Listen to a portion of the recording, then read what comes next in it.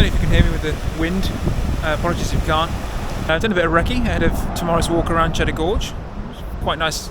Well, definitely a nice evening. Really nice town as well. So I'll be going up there tomorrow, that way, up into the gorge.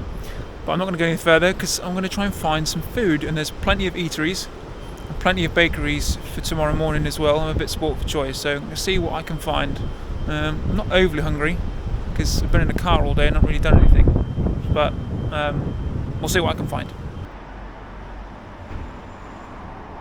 So, of all the nice eateries and pubs available in Cheddar, I've gone for fish and chips. I'm just not that hungry, unfortunately, after today. But I would like to go back to some of those eateries because they do look really, really nice. But always leave a reason to go back somewhere, and that's my reason: food, as always. So I'm going to stop off at some bakeries in the morning anyway to pick up some snacks for lunch from my walk. So not all is lost. So back to the camper for some fish and chips.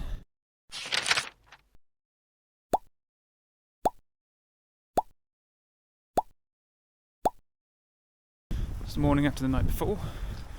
Walked back into Cheddar, grabbed a sausage roll slice and a lemon slice from the bakery, and I'm now on my way back to start the gorge where I was last night and continue on and see what I can find.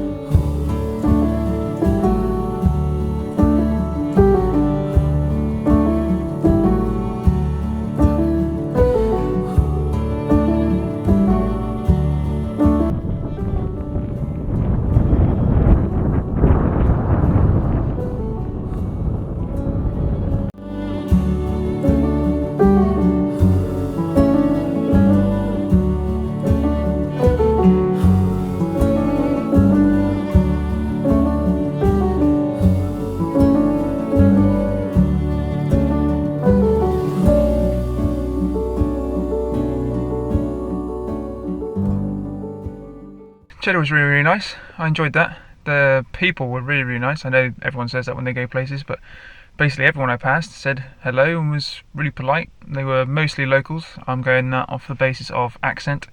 Very welcoming, and they were hardy for sticking out conditions because that was rain, sun, hail, rain, sun, hail. Good fun nonetheless. The wind was probably could have done without that, but we've walked the gorge. Now I'm going to try and drive the gorge. So it's a little bit of a loop, and then head off to Tangel in Cornwall.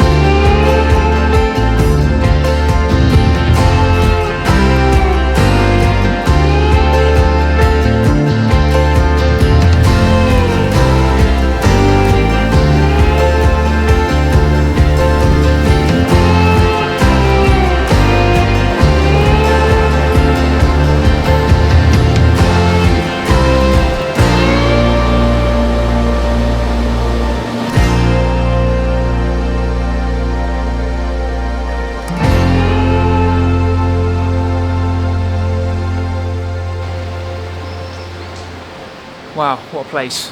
I think I've been probably bombarding you with a lot of scenic shots, and that's just because I've been taken away by how stunning it is here. I haven't seen the coastline like this, I don't think. Definitely doesn't compare to anywhere back home in Norfolk. So I haven't, and then I've realised I haven't really done much of the castle itself. So there's a few ruins left. You can't really make out much other than a few grand halls and storage areas and a bit of inhabited areas here and there. But I thought I'd give you a little bit of a breakdown on what it is, in case you're all confused. But it's been inhabited, and there's been a settlement here since the early Middle Ages, and mainly for royalty. But again, what kind of big grand building and scenic area like this isn't for royalty? It's said to be the birthplace of King Arthur. I don't know if anyone actually knows if that's true or not, but that is the legend. And then around the 12th century, the Earl of Cornwall took it over and built his castle there. He was one of the most powerful and richest men in Europe at the time, and brother to, I'm going to try and get this right, King Henry III? Probably wrong, but that's going off memory from the signs that have been around.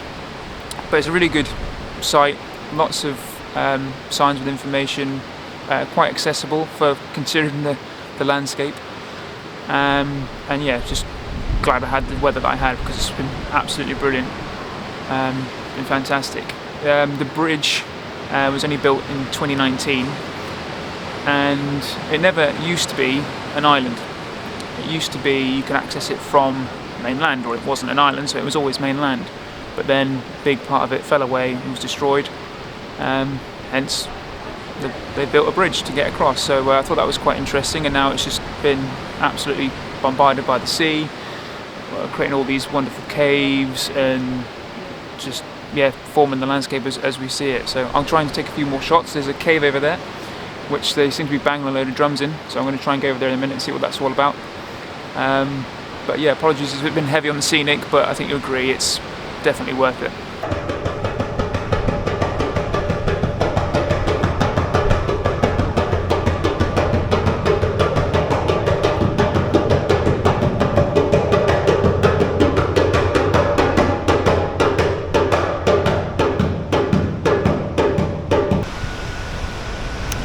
Not sure if he lives in there, but I bet his hands are sore.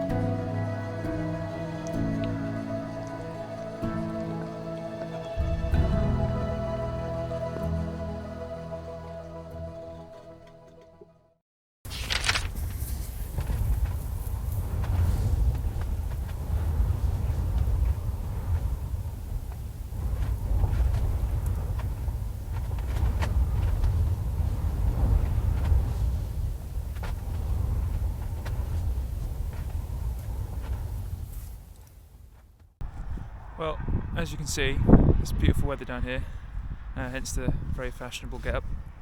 The weather last night was pretty poor, very windy, wet. I think it was gusting probably up to 40 miles an hour. The weather forecast said that the rain was supposed to pass this morning and then clear up, which is good news because then I can get out and about and explore. I checked it just before I left, and then it said it's going to rain for the rest of the day. So I'm taking a bit of a risk. I thought, sod it, I'm here. So I'm on my bike. You can see there. Aforementioned fashionable get-up. And I'm going to cycle around the area, probably cycle to Land's End, see what that's all about. And just take it as it comes with the weather, really. It's a bit yeah, and the wind's supposed to die down, which is an important thing because I don't like cycling in the wind. I don't know who does. But then it's supposed to rain this evening, so I'm going to try and get out in the middle part of the day, do some exploring on the bike. As I've brought it all this way, I might as well. And then yeah, see where we get to, and then chill out this evening again when it's absolutely throwing it down and the wind picks up again. So yeah, let's see what we can go find.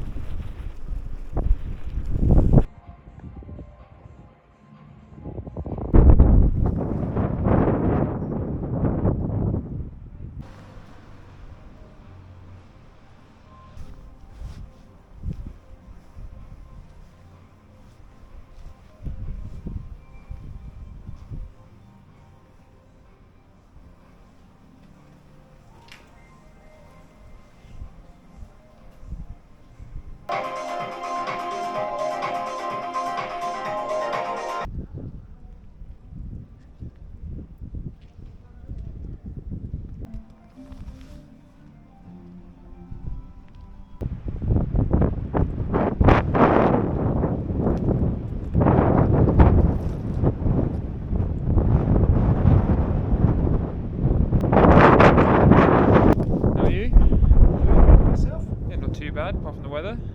Nah, yeah, it's a bit disappointing, if I'm honest. The main area is a bit tacky. Kind of reminds me of a typical British seaside town type resort. It's a bit dated as well. There's no sort of facts, or doesn't seem to be updated from this century actually, other than a few things like with the 2012 Olympics and stuff like that. So, but to be fair, it's free to get in. The only way I think they raise funds is via the kind of kids shows that they do and parking. So to be fair, they're not getting a lot of money to update it, so it's a bit tacky. But better weather, the scenery will probably be a lot better as well. But it's still not too bad, to be fair. It's still quite dramatic. You can just make out the Isles of Scilly in the distance, but only very slightly. Well, someone with better eyes than me probably could make out. So I'm going to have another explore around, see what I can find here and salvage, and if not, I'll get a plan C and move on and see what else I can find.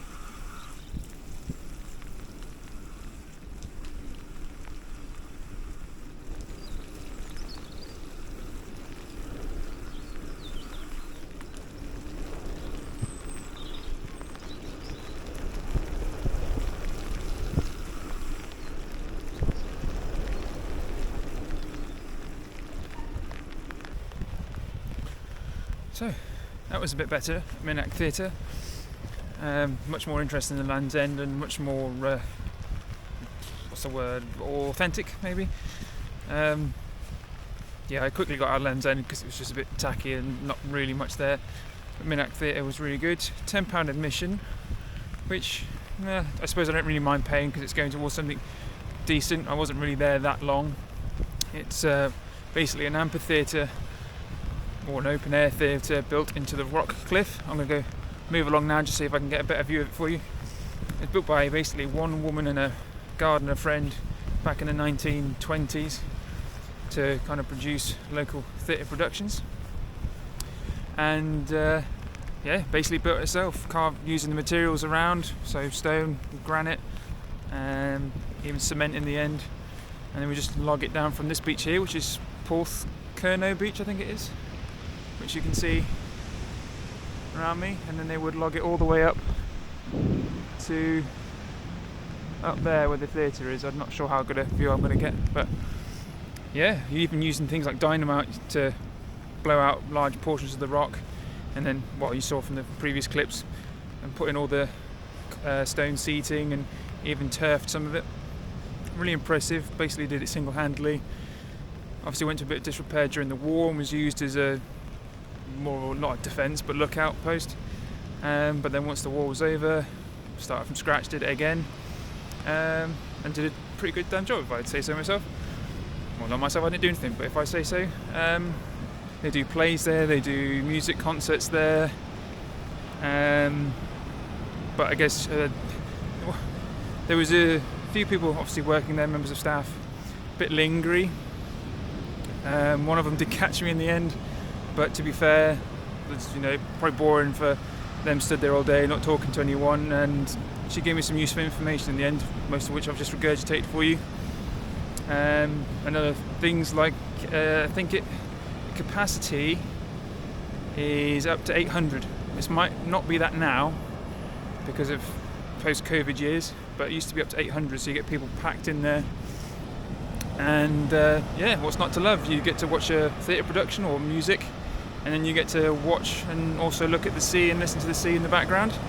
There's also been whales and dolphins and other marine life around here to gawk at, so it doesn't really matter. The play could be rubbish. You've still got something to watch and look out for as long as the weather's good, and unlike it is today, it's pants really. It's a bit depressing, but I'm also being a bit stubborn, but I can't get any wetter, so I might as well make the most of it as I'm already out. And everything's in kind of easy reach from my campsite anyway, and this is only another 3 or 4 miles on from Land's End, which was only 2 or 3 miles on from the campsite, so on a bike not really much. But I'm going to stop rambling. I'm going to show you some of the views around here, and then I'm going to have some lunch I've packed and made, but where I'm going to have it I don't know because it's still pouring down with rain and there isn't much cover, but a soggy sandwich is a soggy sandwich.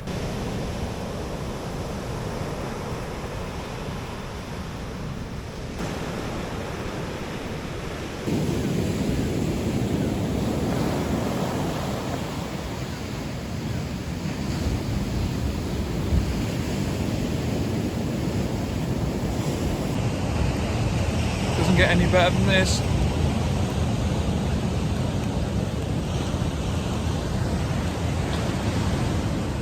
The journey back from Minack Theatre or Porthcurno Beach wasn't much better.